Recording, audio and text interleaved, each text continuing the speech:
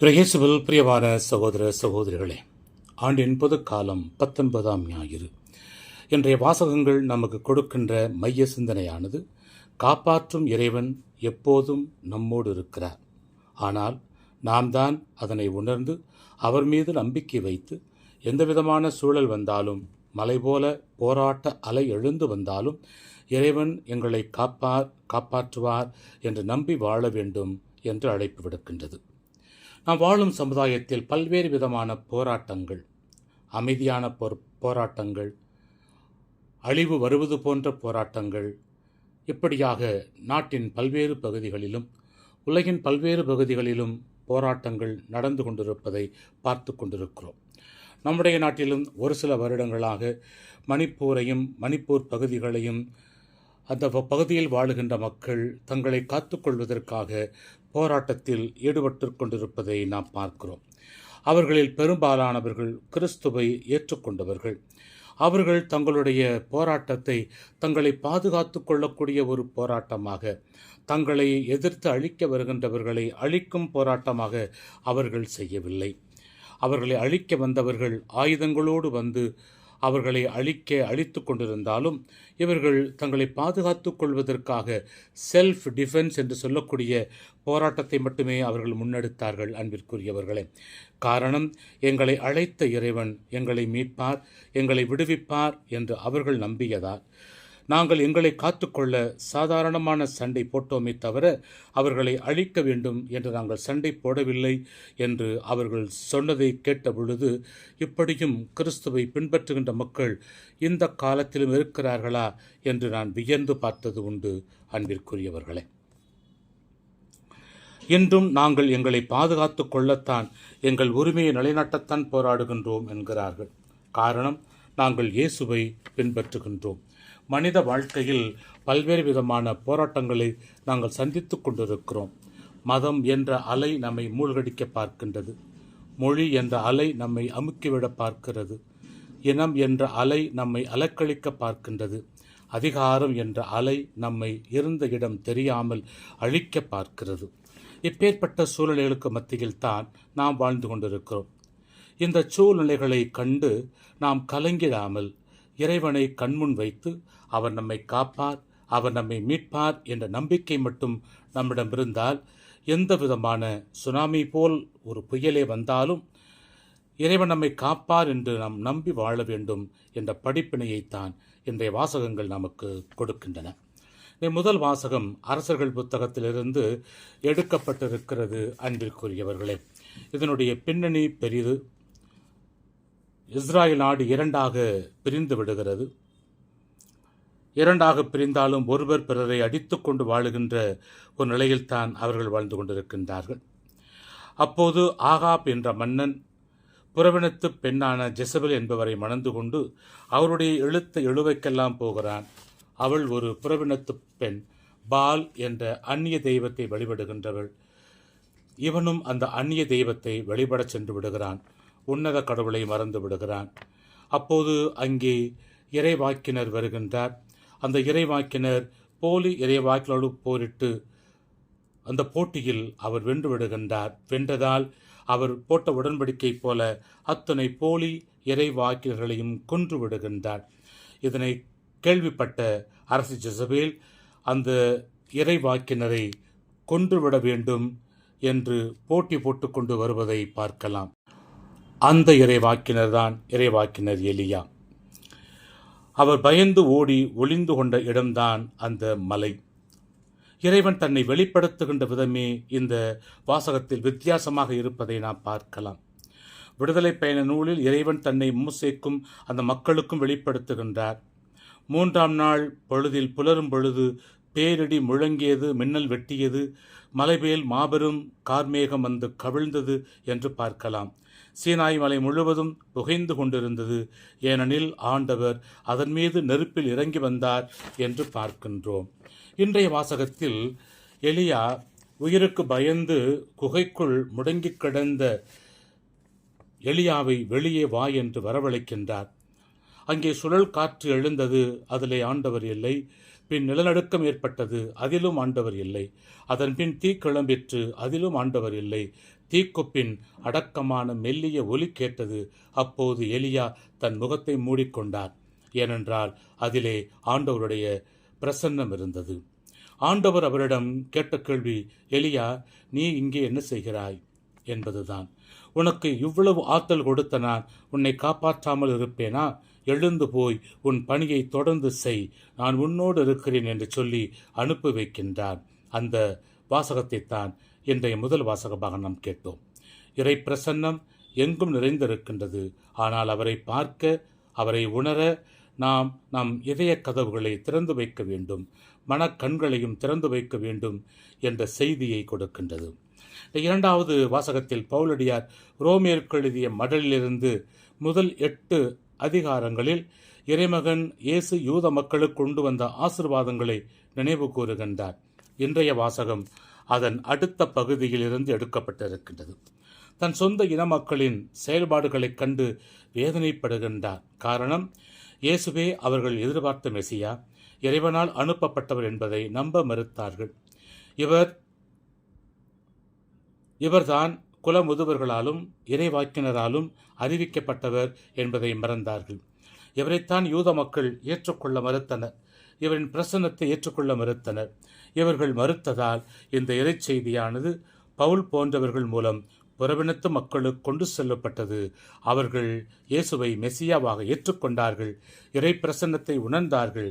இதன் மூலமாக இயேசு கொண்டு வந்த மீட்பானது யூத மக்களுக்கு மட்டுமல்ல, யூதரல்லாத பிற மக்களுக்கும் மீட்பு உண்டு என்பதை உணர்த்துகின்ற வாசகமாக அமைவதை நாம் பார்க்கலாம். இன்றைய நற்செய்தி பகுதி அனைவரும் அறிந்த பகுதியாகும். இயேசு தன் சொந்த ஊரில் சொந்த மக்களால் புறக்கணிக்கப்படுகின்றார். திருமுழுக்கு யோவான் கொல்லப்பட்ட பிறகு அதனை கேள்விப்பட்ட இயேசு தனிமையான இடத்திற்கு ஜெபிக்கப் போவதை பார்க்கிறோம். அங்கேயும் மக்கள் அவரை விரட்டி போகிறார்கள். அவர்கள் மீது பரிவு கொண்டு அவர்களுக்கு உணவு கொடுக்கின்றார். அங்கிருந்து அவர் மக்களை அனுப்பிவிட்டு தம் சீடர்களையும் படகிலேறி கெனசரேத் என்ற புறவினத்தார் வசிக்கும் பகுதிக்கு முன்கூட்டி போகச் சொல்லுகின்றார் இறைவன். இதுதான் இன்றைய வாசகத்தின் பின்னணியாக இருக்கின்றது. சீடர்களை அனுப்பிவிட்டு தந்தையுடன் ஜெபிக்கின்றார். ஜெபிப்பதற்காக ஒரு மலையின் மேல் ஏறுகின்றார். பொழுது சாய்ந்த பிறகும் அங்கே அவர் தனியே இருந்தார் என்கிறது வாசகம். அப்படியானால் இயேசுவுக்கு தந்தையோடு உறவாட வேண்டும், அவரோடு தனித்து ஜெபிக்க வேண்டும் என்பதில் குறியாக இருந்தார் என்பதை பார்க்கலாம். நள்ளிரவு வேளையில் அவர் சீடர்களை நோக்கி வருகின்றார். வேறு படகு எதுவும் இல்லாததால் அவர் கடல் மீது நடந்து வருகின்றார். திடீரென்று பார்க்கின்றார்கள் சீடர்கள்.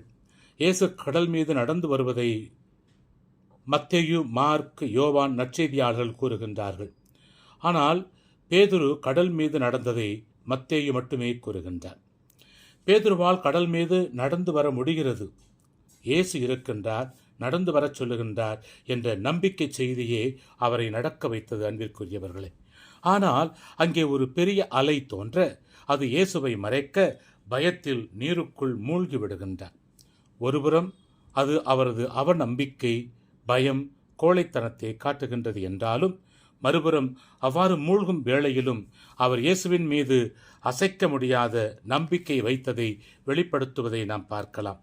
உடனடியாகவே பேதுரு ஆண்டவரை பார்த்து, ஆண்டவரே, என்னை காப்பாற்றும் என்று குரல் கொடுக்கின்றார். உடனே நேரம் தாழ்த்தாமல் கையை நீட்டி அவரை தூக்கி நிறுத்துவதை பார்க்கலாம். அவநம்பிக்கையும் நம்பிக்கையும் அவர் வாழ்வில் அடுத்தடுத்து வருவதை நாம் பல இடங்களில் பார்த்து கொண்டுதான் இருக்கின்றோம். எனவேதான் இயேசு கூறுகின்றார், பேதுருவை பார்த்து, நம்பிக்கை குன்றியவனே, ஏன் ஐயம் கொண்டாய் என்கிறார். இவரைப் போல இன்று நம்மில் பலர் இருக்கின்றோம். இயேசுவிடம் நம்பிக்கை உண்டு, அவர் திருவிழப்படி நடப்போம் என்று கூறுகின்ற நாம், நம்முடைய வாழ்க்கையில் பிரச்சனைகள் நம்மை அழுத்தும் போது, மலை போல அலையாக எழுந்து வருகின்ற பொழுது, நம் கண் பார்வையிலிருந்து இயேசுவை அது மறைத்து விடும்போது நாமும் பாவத்திலும் பலவீனத்திலும் வீழ்ந்து விடுகின்றோம் என்பதுதான் உண்மை.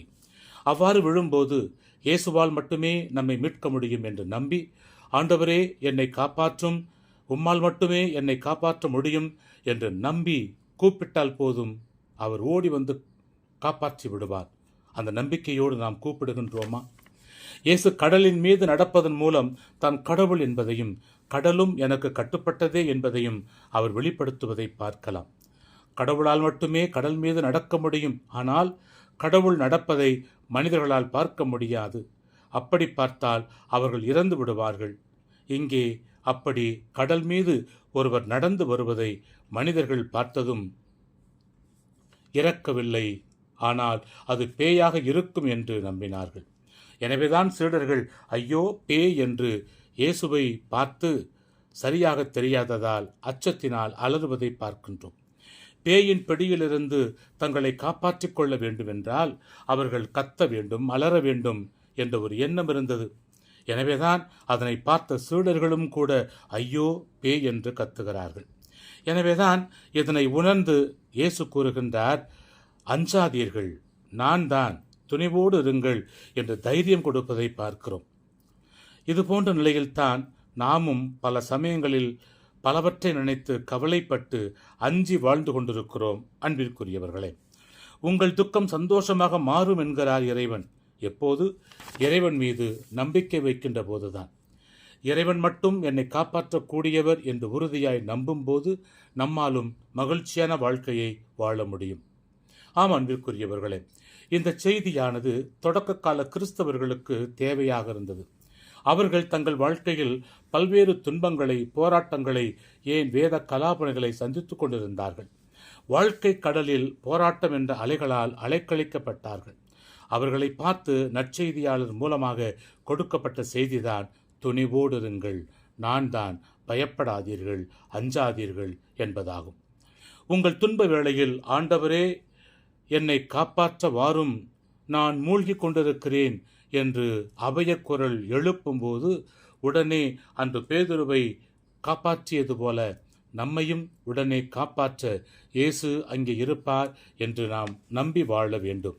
அப்படியானால் நாம் செய்ய வேண்டியது என்ன? நாம் செய்ய வேண்டிய ஒரே ஒரு காரியம் ஒன்று மட்டும்தான்.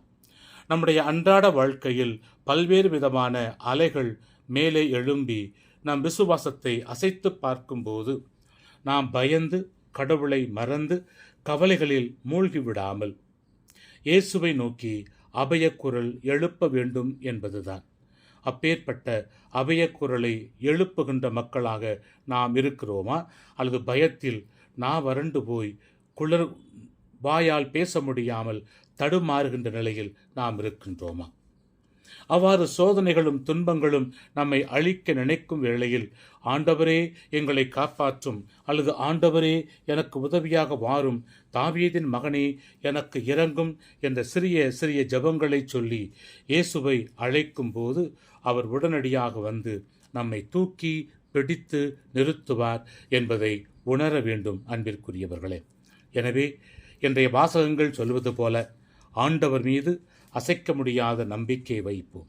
எந்த சூழ்நிலை நம்முடைய வாழ்க்கையில் வந்தாலும், துன்பங்களும் துயரங்களும் போராட்டங்களும் கவலைகளும் வந்தாலும், அதிகாரம் நம்மை அடக்கி ஒழிக்க நினைத்தாலும், அந்த வேளையிலும் இவர்களெல்லாம் தாக்குப்பிடிக்கக்கூடிய ஒரே ஒருவர் இயேசு மட்டுமே. அவரை மட்டுமே நாம் உதவிக்கு அழைக்க வேண்டும் என்ற உணர்வோடு இயேசுவை உதவிக்கு அழைப்போம். அவர் ஓடோடி வந்து நம்மை காப்பார். அதற்கு தேவையான வரத்தை இறைவன் நமக்கு தர தொடர்ந்து நாம் ஜெபிப்போம். ஆம் அன்பிற்குரியவர்களே, இந்த இறை வார்த்தையை பிறரோடு பகிர்ந்து நற்செய்தியின் தூதுவர்களாக நீங்கள் மாற உங்களை அன்போடு அழைக்கின்றேன். May God bless you.